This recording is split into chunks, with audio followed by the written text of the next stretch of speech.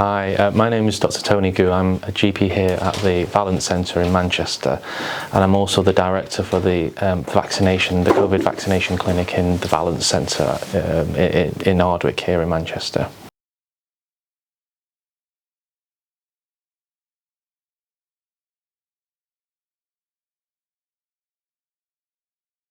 Very good questions. So, first of all, the goal of any vaccination is to have the body produce a response to something that resembles the actual illness, whether it's COVID or hepatitis or whatever other illness that we're trying to vaccinate against. So a carrier vaccination is basically using a modified version of a common virus that's currently very commonplace, called an adenovirus. Adenoviruses are responsible for a good chunk of the common cold. So it's a relatively weak virus, and they then weaken it further, but then modify it to resemble the COVID virus itself. So when the weakened version is introduced into the body attacks it, and because it resembles the COVID vaccination, the body then produces enough defences against that particular type of virus. So when the real COVID virus does come, it produces an equal response, and that's the carrier vaccination, which is the AstraZeneca one. The second way that they do it is through something called an mRNA vaccine, and this is just another way to do the same thing. So what this one does is that it injects mRNA, which is a form of genetic material, into the body. That genetic material is used by the body to produce proteins or chemicals that are very similar to what are produced by the COVID illness itself, again producing the same reaction to COVID proteins, and therefore generating an immune response. So they both do pretty much the same thing, but in different ways. Now the second question is a bit more difficult to answer, unfortunately. The AZ vaccine and the Pfizer vaccine, you may have seen on newspapers or on the internet, they have different rates of what we call efficacy. So the AZ vaccine has a 76% efficacy after 2 vaccinations, and the Pfizer vaccine has about a 95% efficacy rate. Now, we can't confuse that with real life outcomes, because these are based on studies. The studies were done in different ways. But obviously the newspapers will print a headline, 76 versus 95, one looks better than the other. What matters to us is that both are proven to be very effective against all forms of the variants of coronavirus illness. Both of them reduce the risk of you getting COVID, they reduce the risk of you going into hospital with COVID, and they reduce the risk of you dying from COVID, which is obviously the most important thing for everyone. The way that the studies were done to arrive at the 95% and the 76%, because they're slightly different. They looked at different time frames, they look at different populations. You can't really compare the two directly. So I would say to you, both are very effective, both are very good, and both are readily available now in the UK. So if you have one preference over the other, it doesn't matter as long as you get it.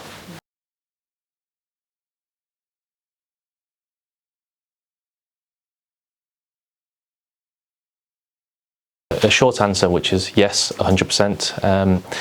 The vaccines are very similar to the flu vaccines that you may normally be invited to your GP for every year. They are known to be safe, and what's more important is that patients with heart conditions, with diabetes, with asthma, with COPD, with all these other conditions, actually make them more at risk of getting more serious complications from COVID, so going into hospital and obviously dying as well. It's therefore much more important actually for these patients, particularly to get their COVID vaccinations. So not only is it safe, it's actually more important for them to get it, to get the vaccination, because it will prevent them from getting into hospital and dying, which is obviously very important.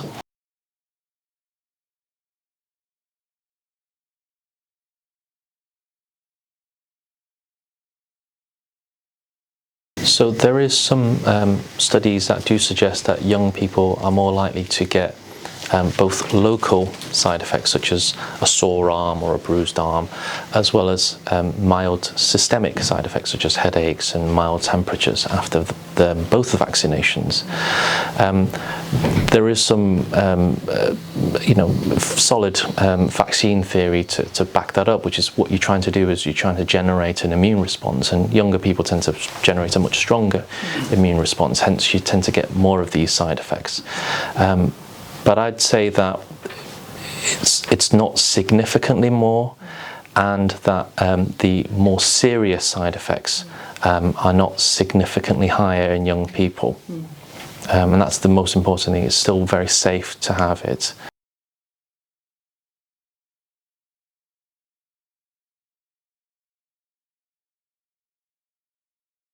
So yes, again, this is a well-known phenomenon, and what we know about vaccinations also back this up. So with a lot of vaccinations, we need to have a booster jab after a period of time, whether it's hepatitis or another illness or the COVID vaccinations. The first vaccination normally generates a slightly milder response, whereas the second vaccination tends to generate a much more overwhelming response. So what we're trying to do with any of these vaccinations is train the body to fight the COVID illness, and we want a much stronger response so that the body is completely prepared when the COVID illness does actually come, and it can defend it very, very aggressively. The downside with having a much stronger second immune response then, of course, is that you may tend to get more side effects. Now, we've given many vaccines, and of the second doses, a lot of people actually sometimes they say it's actually milder, and some people say the side effects are the same, but some people do report stronger or slightly longer side effects with the second vaccination. But one thing we do know that is that the risk of getting a more serious side effect seems to be the same between the first and second one, so that's really important.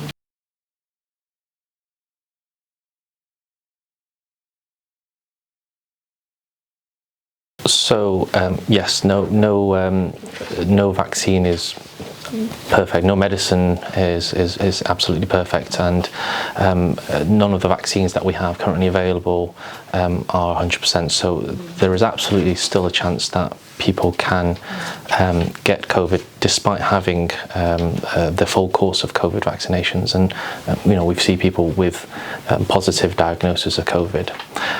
However, the chance of that happening is much lower. That's the most important thing, and the risk of getting serious side effects with COVID, such as long COVID as well as going into hospitals and dying, is much lower.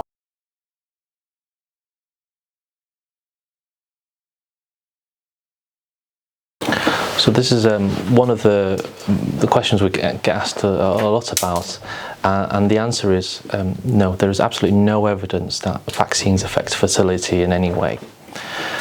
Firstly, vaccines, the way these vaccines are made, the way we know how vaccines work, and the way we have knowledge about vaccines is that there is no real mechanism for vaccines to affect fertility in any way. The second thing to note is that we do have studies that show, small studies, but studies that show that in men, for example, after they have had COVID, their sperm and fertility can be reduced. The other thing that we found is there was a small study looking at men who unfortunately passed away with COVID, and some men of that study, when they looked at their sperm, it found that the sperm had stopped producing during COVID, so it definitely has some effect on fertility, whereas the vaccine itself doesn't have that effect. In terms of women, what we do know is that after vaccination there's been no changes to fertility rates, and what we do know is that all the major specialists in fertility, the British Society of Fertility, for example, have released very clear statements saying that there's been no evidence that fertility is in any way affected in women as well. What we should be looking at is that COVID can actually affect fertility, whereas the vaccine doesn't affect fertility.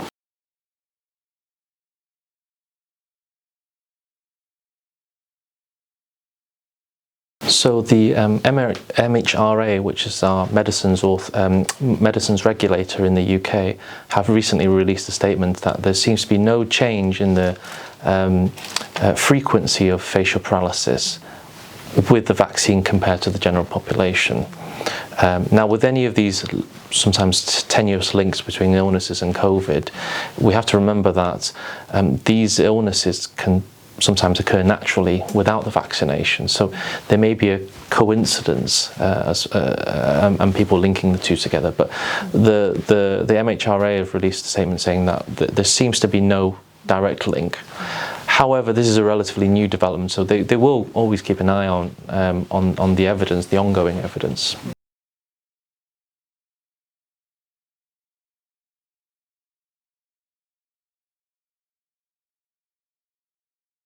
So this is absolutely not the case. We know through many studies and lots of real-life evidence that people who don't have symptoms, who are carriers of COVID, will pass it on to other people, and that's one of the reasons the virus spreads so rapidly, despite a lot of countries having strict criteria on symptoms such as temperature and things like that. Secondly, even if you are asymptomatic, the people that you pass it to may well be symptomatic, and there's always a chance that they could get very serious side effects. So they may get very mild illness, but they may get very serious illness as well. And it's important that we recognise that asymptomatic carriers can potentially pass it on to loved ones, family members, grandparents, people who are really vulnerable from COVID. So vaccination prevents all of that.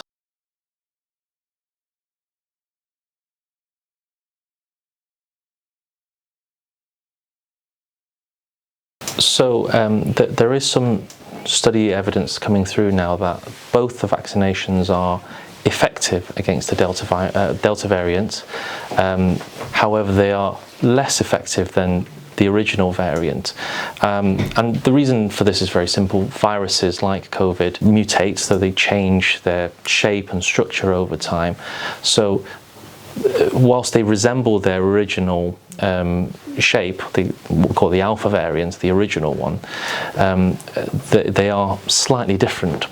So vaccines which are completely in tune with the original variants will be, just by logical deduction, be slightly less effective. But the shapes of the two viruses are still quite similar, so the vaccines are effective. The other thing that we do 100% know, though, is that the vaccination program definitely stops people from being hospitalized and dying from the Delta variant, which is a lot more important.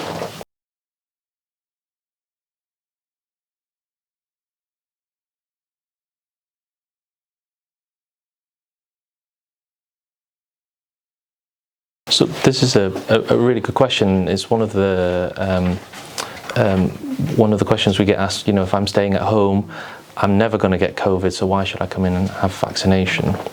And my answer to that is very simple. Unless you're living on your own, in a mountain, miles away from anyone, with no contact from anyone, then there is a chance that you'll be exposed to COVID, whether it's from a delivery driver dropping off food, or whether it's from the postman dropping off a letter, or whether it's you just walking outside into the air.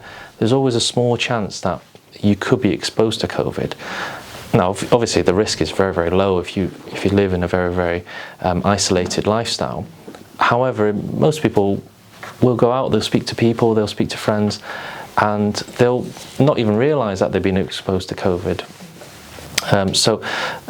My answer to that is absolutely. If you do live that lifestyle where you're in the mountains and you're a one person in an island and you never see anyone, then that's fine. Don't get the COVID vaccination.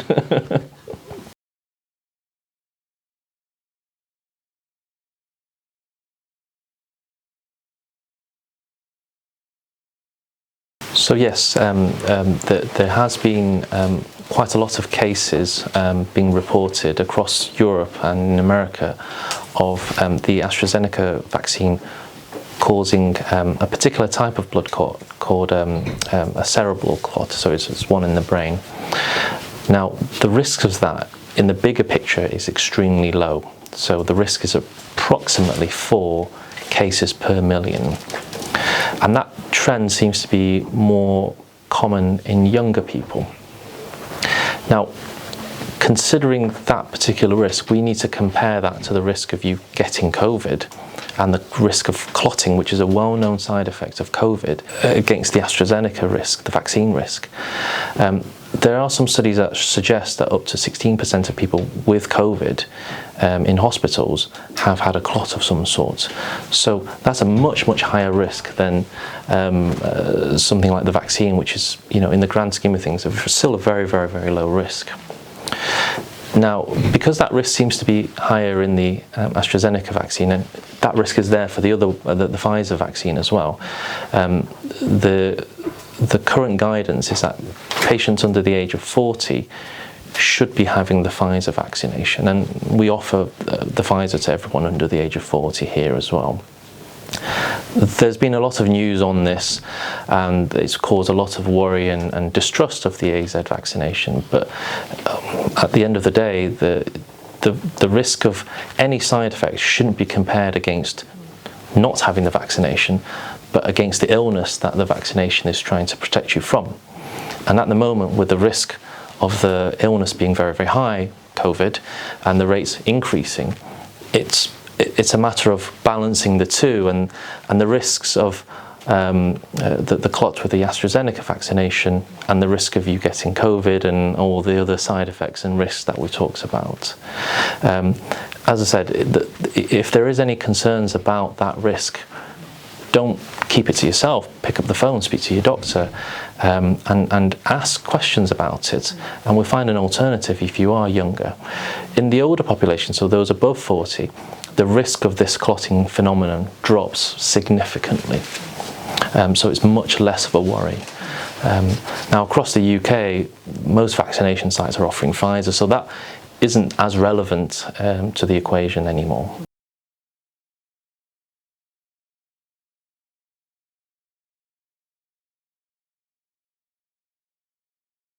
So yes, there are some reports coming out across the vaccine centres across Europe that there is a extremely rare risk of getting inflammation around the heart as well as in the heart as a result of these two mRNA vaccines, so the Pfizer one and Moderna one.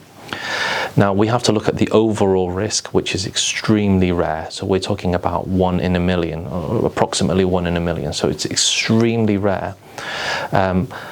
Again, as per my previous point, we have to compare that against the risk of getting COVID, which is what the vaccine is trying to protect you from, and the risk of you getting much more serious side effects or potentially even death with COVID itself. So on balance, that risk is extremely tilted in towards the favour of the vaccinations.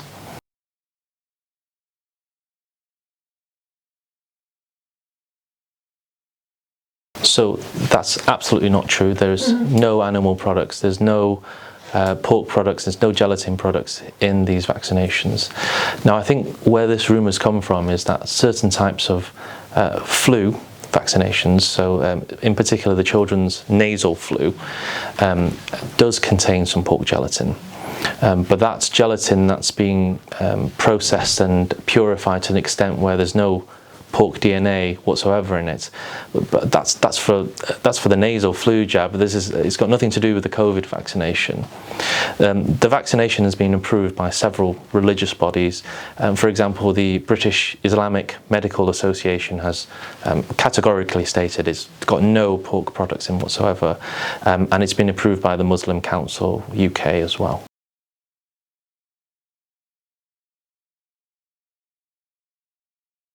So this is another one of these myths I've heard a lot of, essentially the answer is no. The way these vaccines work, there's no real mechanism for them to affect people's DNA. So when we talk about DNA, DNA in the body is your genetic material, what makes you have blue eyes or brown hair or whatever. Now the DNA in your body becomes something called mRNA, which is the basis of these Pfizer vaccines, and then mRNA becomes chemicals, proteins and that kind of thing in the body. And that process tends to be one way. It goes from DNA, goes to mRNA, and then it goes to these kind of chemicals, proteins. What the Pfizer and the Moderna do, the mRNA vaccines, is inject this mRNA into the body, which then becomes these proteins. It doesn't go the other way. Now in nature there are some viruses that can cause it to go the other way. So in particular something called retroviruses, which is what HIV is. It can go from RNA to DNA. So there is some scientific theory that potentially it could go, but the vaccines are just mRNA. They don't contain any viruses or anything like that, the Pfizer ones anyway. And the AstraZeneca virus is an adenovirus, which is a common cold. So it's got nothing to do with retroviruses or HIV or anything like that. So there's just no scientific mechanism by which you can affect the human DNA. So it's another one of these myths. But I kind of understand that there is some scientific theories behind it, and there are real life examples of that happening, but it just isn't that case in these vaccinations.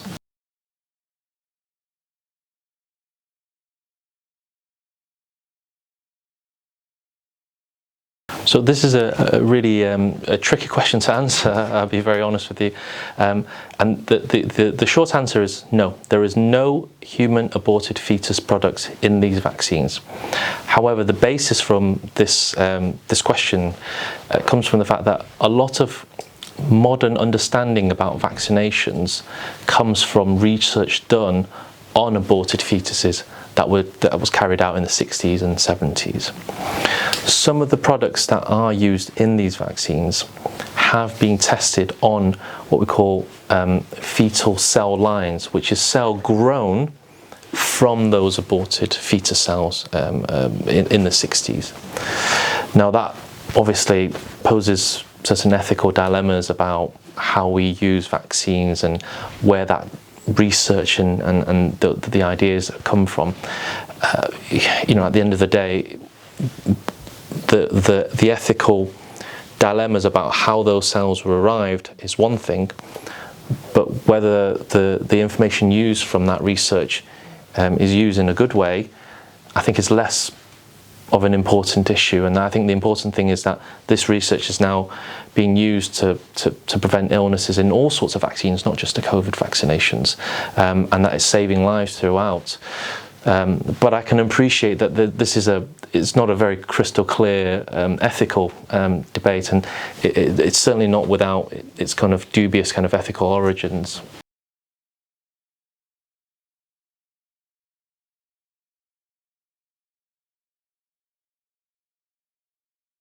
So out of all the kind of myths and queries we get about the vaccination, this has to be the one that I'm not even sure I want to answer, to be honest with you.